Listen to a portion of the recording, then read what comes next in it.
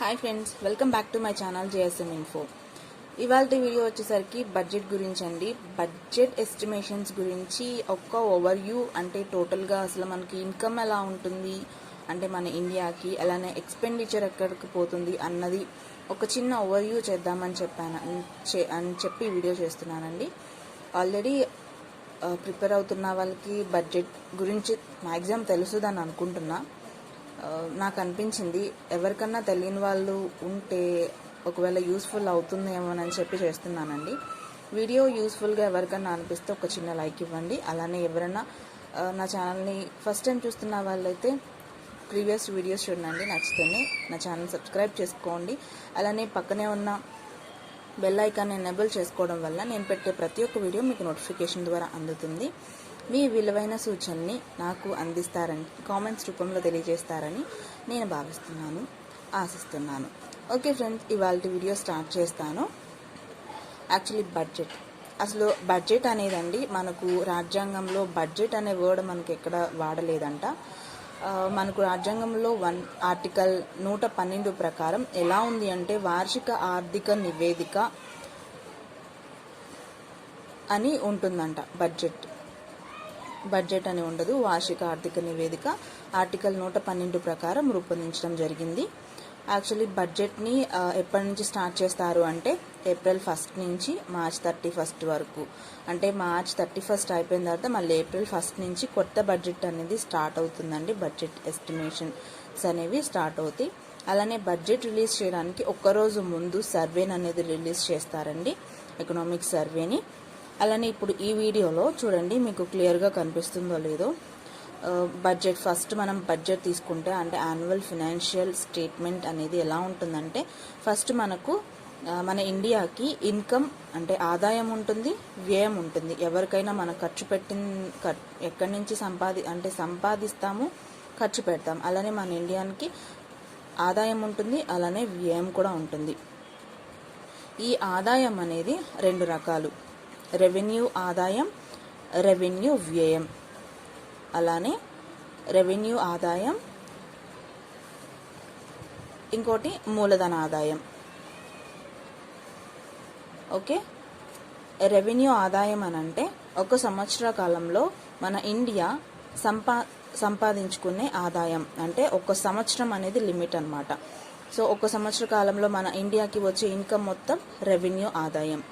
Capital ఆదాయం అంటే మూలధన ఆదాయం అంటే ఏంటి అంటే ఒక సంవత్సరానికి మించి వస్తే ఆదాయం. అంటే ఒక సంవత్సర కాలానికి మించి ఒక 2 years లోపల, అంటే 3 years. అంటే ఇప్పుడు ఫర్ ఎగ్జాంపుల్ ఏంటంటే ఇక్కడ ఇచ్చారు చూడండి, అంటే లోన్ రికవరీ అని, పెట్టుబడి ఉపసంహరణ అని, వీటికి ఎగ్జాంపుల్స్. అంటే మూలధన ఆదాయానికి ఇవి అన్నమాట. అంటే అప్పులు ఇచ్చి వాటిని తీసుకోవడం, అలానే లోన్స్ ఇచ్చి రికవరీ చేసుకోవడం, ఎక్కడన్నా పెట్టుబడులు పెట్టి ఆ పెట్టుబడి ఎక్కడన్నా కంపెనీస్లో పెట్టుబడి పెట్టి ఆ పెట్టుబడి ఉపసంహరించుకోవడం వల్ల కూడా మనకు ఆదాయం అనేది వస్తుంది. సో ఇది అప్పులు మనం ఎక్కడి నుంచన్నా ఇప్పుడు మన ఇండియాకి అప్పు కావాలంటే అప్పు కూడా మనం ఆదాయం కింద తీసుకుంటాం. అది క్యాపిటల్ ఇన్కమ్ కిందకు వస్తుందండి ఇది. సరే, ఇప్పుడు రెవెన్యూ ఆదాయం ఒక సంవత్సర కాలంలో మన ఇండియాకి వచ్చే ఆదాయం ఏంటో చూద్దాం. ఒక సంవత్సర కాలంలో రెవెన్యూ ఆదాయం. ఈ రెవెన్యూ ఆదాయం అనేది మళ్ళీ 2 రకాలుగా విభజించబడుతుందండి.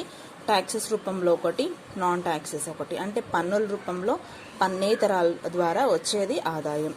మళ్ళీ ఈ ట్యాక్సెస్లో ఇంకొక 2 రకాలు ఉంటాయి. అంటే డైరెక్ట్ ట్యాక్స్, అలానే ఇండైరెక్ట్ ట్యాక్స్. అంటే ప్రత్యక్ష పన్ను, పరోక్ష పన్ను.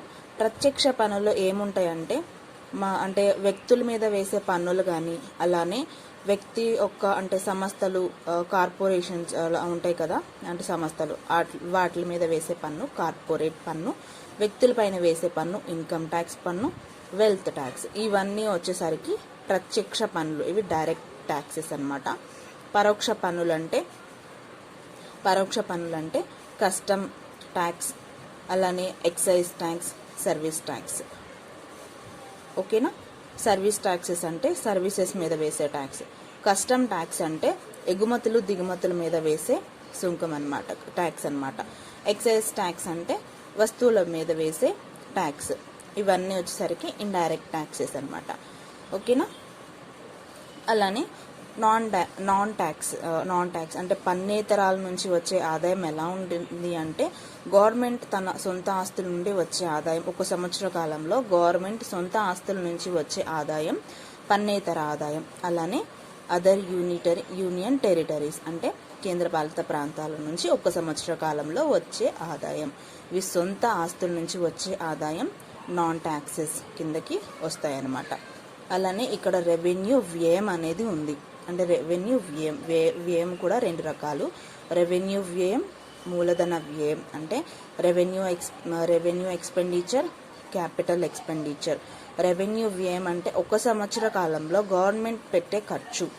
క్యాపిటల్ ఎక్స్పెండిచర్ అంటే మూలధన వ్యయం అంటే ఒక సంవత్సర కాలం కంటే ఎక్కువ సంవత్సరాలు, ఇది సంవత్సరాల తరబడి ఈ ఖర్చు అనేది జరుగుతూ ఉంటే ఇది క్యాపిటల్ ఎక్స్పెండిచర్ కిందకి వస్తుంది. రెవెన్యూ ఎక్స్పెండిచర్లో ఏమేమి ఉంటాయంటే గవర్నమెంట్ ఫంక్షన్స్ కానీ, గవర్నమెంట్ ఎంప్లాయీస్కి శాలరీస్ కానీ, అలానే ఇంకేముంటాయి, ఏమన్నా రోడ్స్కి మరమ్మతులు చేయడం, స్కూల్స్కి ఏమన్నా బిల్డింగ్ ఆల్రెడీ కన్స్ట్రక్షన్ అయిపోయి రన్నింగ్ అవుతున్న పాఠశాలలకి ఏమన్నా మరమ్మతులు ఉంటే చేయడం, ఇలాంటివన్నీ. వీటి ద్వారా వచ్చేది ఆదాయం ఏమి ఉండదు, జీరో. రెవెన్యూ వ్యయంలో ఉన్న ఈ పాయింట్ ఏంటంటేనండి, రెవెన్యూ వ్యయం నుంచి మనం ఖర్చు పెడతామే తప్ప ఆ వ్యయం ఖర్చు పెట్టడం వల్ల గవర్నమెంట్కి అనేది ఒక రూపాయి వెనక్కి తిరిగి రాదు, అది ఏ రూపాయినా కూడా. ఈ రెవెన్యూ వ్యయంలో ఉన్న ఫాల్ట్ ఇది. మూలధన వ్యయంలో ఏంటంటే, మూలధన వ్యయం అంటే ఏమొస్తాయి, రోడ్లు కన్స్ట్రక్ట్ చేయడం, హాస్పిటల్స్ కట్టించడం, గవర్నమెంట్ స్కూల్స్, కాలేజెస్, ఇవన్నీ కట్టించడం వల్ల నిదానంగా గవర్నమెంట్కి ఆస్తి అంటే సంపాదన అనేది వస్తుంది. అంటే మూలధన వ్యయం వల్ల మళ్ళీ రిటర్న్ గవర్నమెంట్కి ఇన్కమ్ అనేది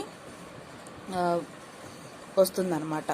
సో మన గవర్నమెంట్ అనేది రెవెన్యూ వ్యయం కంటే క్యాపిటల్ వ్యయం మీద ఎక్కువ ఖర్చు పెట్టడం మంచిది. ఎక్కువ క్యాపిటల్ వ్యయం మీద ఖర్చు పెడితే మన ఇండియాకి ఇన్కమ్ అనేది పెరుగుతుంది. సరే, ఇక్కడ వరకు అర్థమైందని అనుకుంటున్నాను నేను.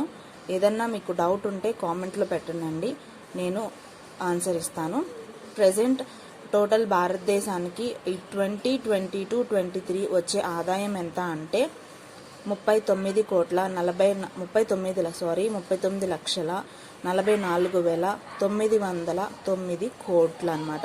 అంటే 39.5 lakh crores. సో టోటల్ వ్యయం ఎంత అంటే ఇంతే ఉంటుంది, ఎంత వస్తుందో అంతే ఖర్చు పెట్టాలి కాబట్టి సో వ్యయం కూడా ఇంతే అన్నమాట. ఎఫెక్టివ్ క్యాపిటల్ ఎక్స్పెండిచర్ అంటే ఇది ఎప్పుడు హైగానే ఉండాలన్నమాట. ఎఫెక్టివ్ క్యాపిటల్ ఎక్స్పెండిచర్ అనేది ఎప్పుడు ఎక్కువగానే ఉండాలి. ఎప్పుడు మీరు ఒకటి గుర్తుంచుకోండి, ఎఫెక్టివ్ అని ఎక్కడన్నా వచ్చింది అని అంటే దాంట్లో స్టేట్స్ కూడా ఇంక్లూడ్ అవుతాయి అన్నమాట. ఓకేనా. ఇంకా ఇక్కడ రెవెన్యూ లోటు ప్రజెంట్ మనకి ఎంత ఉంది అంటే 3.8%. రెవెన్యూ లోటుని ఎలా లెక్కిస్తారు అని అంటే రెవెన్యూ వ్యయంలో నుంచి రెవెన్యూ ఆదాయం, అంటే మనం ఒక సంవత్సర కాలంలో పెట్టే ఖర్చులో నుంచి వచ్చే ఆదాయాన్ని తీసేస్తే వచ్చేది రెవెన్యూ లోటు. రెవెన్యూ లోటు కూడా ఎప్పుడు తక్కువ ఉండాలండి, హైకి వెళ్ళకూడదు.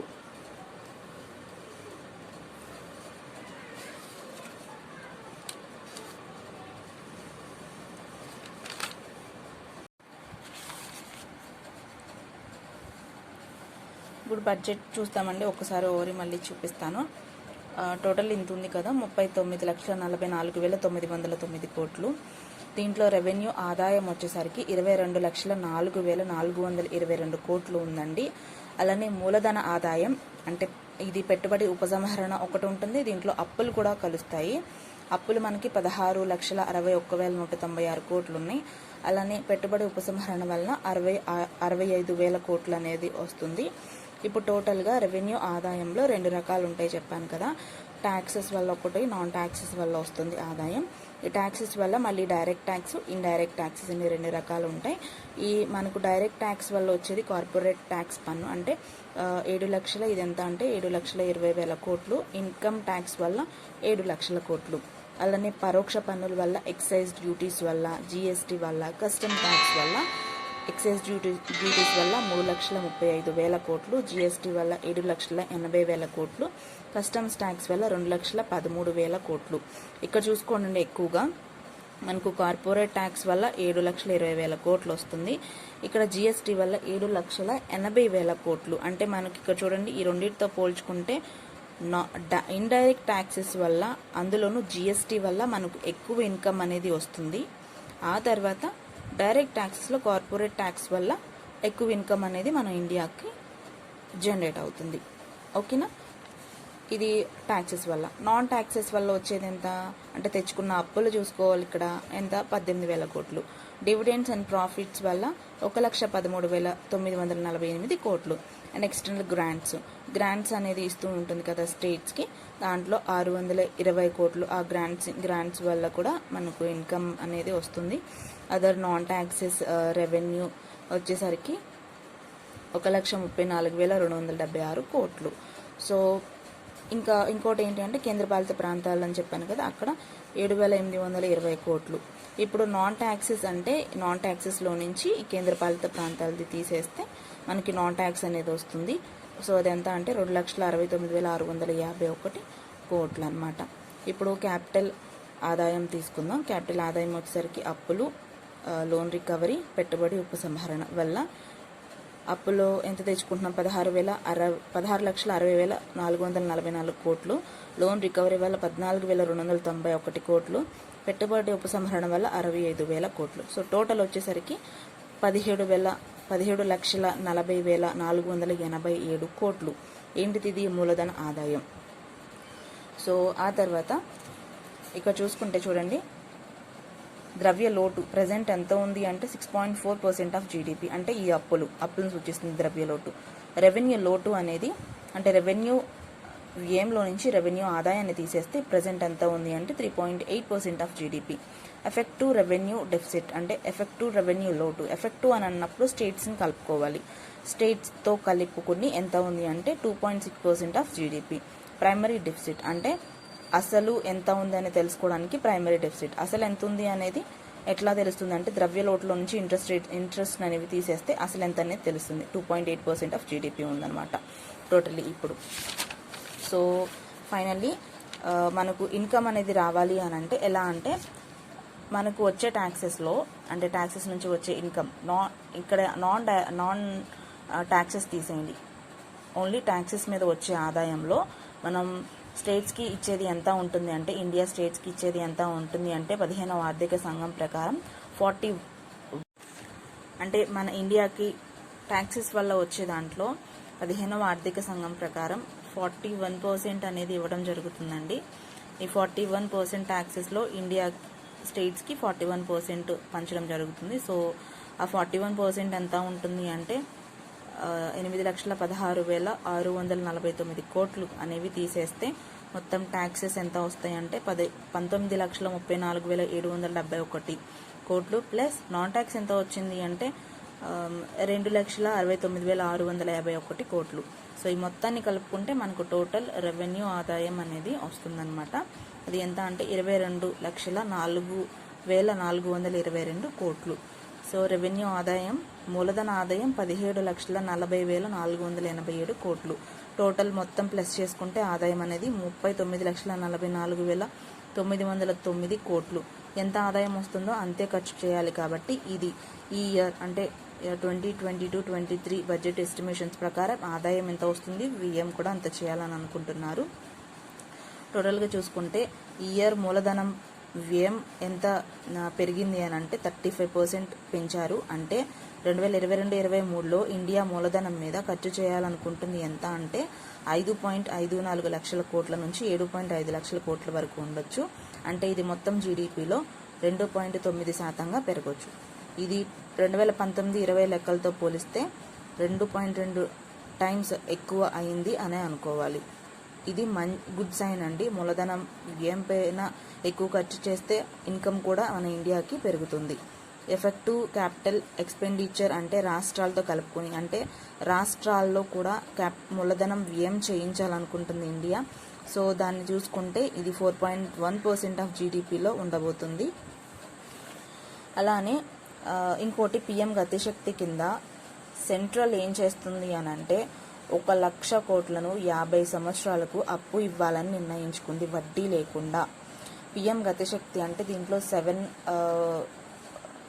సెవెన్ పార్ట్స్ ఉంటాయండి. అంటే రైల్వేస్, రోడ్వేస్, ఎయిర్వేస్, అంటే ఇంకా నౌకాశ్రయాలు, పోర్ట్స్ ఇలాంటి వాటినన్నింటినీ డెవలప్ చేయడానికి, అంటే ఎక్కువగా క్యాపిటల్ ఎక్స్పెండిచర్ మీద దృష్టి సారించాలని అనుకుంటుంది పిఎం గతిశక్తి కింద. సో దానికోసం స్టేట్స్కి 50 సంవత్సరాలకు 1,00,000 కోట్లని వడ్డీ లేని రుణాన్ని ఇవ్వాలని ఇండియా అనుకుంటుంది సెంట్రల్. సో 15వ ఆర్థిక సంఘం ప్రకారం 15వ ఆర్థిక సంఘం ఏం చేసింది అంటే సెంట్రల్కి స్టేట్స్కి తన జిఎస్టిపిలో, అంటే ఎంత జిఎస్టిపి వస్తుందో దాంట్లో 4% అప్పులు తెచ్చుకోవచ్చు అని చెప్పింది. అదే ఒకవేళ పవర్ సెక్టార్ రిఫార్మ్స్ కింద తీసుకుంటే ఇంకొక 0.5% అదనంగా తెచ్చుకోవచ్చు అని చెప్పింది. 2021-22 బడ్జెట్ ఎస్టిమేషన్స్ ప్రకారం 6.9% అనుకున్నారండి జీడిపి ద్రవ్యలోటు. కానీ 6.8% ఆఫ్ జీడిపిలో 6.8% అనే ద్రవ్యలోటు నమోదైంది. ఇది ఎఫ్ఆర్బిఎం యాక్ట్ ప్రకారం సెంట్రల్స్కి 3.5% అనేది ఉండాలి. ప్రజెంట్ ఎంత అనుకుంటున్నారంటే 6.4% ఆఫ్ జీడిపి అనుకుంటున్నారు. ఇది ఇంకా 25-26కి 4.5%కి వెళ్తుందని చెప్పి టార్గెట్గా పెట్టుకున్నారు. ఇది అండి ఈ వీడియో. నాకు తెలిసిన నాలెడ్జ్ని మీతో షేర్ చేసుకుంటున్నాను. ఎకానమీ మ్యాక్సిమం కొంచెం గడ్డుగానే ఉంటుంది. నాకు తెలిసిన రీతిలో సింపుల్ వేలో నేను చెప్దామని ప్రయత్నిస్తున్నాను. వీడియో కనుక నచ్చితే లైక్ చేయండి, అలానే షేర్ చేయండి. మీకు ఏమైనా డౌట్స్ ఉంటే కామెంట్స్లో అడగండి, నేను రిప్లై అయితే ఇస్తాను. దీని మీద ఇంకా ఫర్దర్గా వీడియోస్ చేస్తానండి. ఎకానమీ మీద కూడా సింపుల్ వేలో చెప్దామని ప్రయత్నిస్తున్నాను. అర్థమైతే లైక్ చేయండి. ఎవరైనా నా ఛానల్ ఫస్ట్ టైం చూస్తున్న వాళ్ళైతే సబ్స్క్రైబ్ చేసుకోండి, అలానే బెల్ ఐకాన్ని ఎనేబుల్ చేసుకోండి. ఓకే ఫ్రెండ్స్, మరోసారి ఇంకొక ఇంట్రెస్టింగ్ టాపిక్తో మీ ముందుంటాను. అంతవరకు సెలవు. ఎవరైతే చివరి వరకు చూస్తారో వాళ్ళందరికీ థ్యాంక్స్ ఫర్ వాచింగ్ అండి. ప్లీజ్ నన్ను ఎంకరేజ్ చేయండి. ఓకే ఫ్రెండ్స్, మళ్ళీ కలుద్దాం.